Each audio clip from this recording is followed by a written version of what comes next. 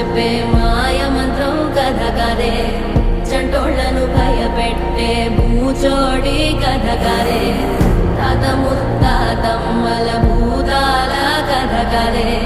విక్రమాదిత్యుడు చెప్పిన వేదాళుడి కథ కదే, దీపము నుండి దెయ్యం వచ్చే అల్లావుద్దీన్ కథ కదే, ఇది ముడత చర్మం ముసలి చెప్పే కథ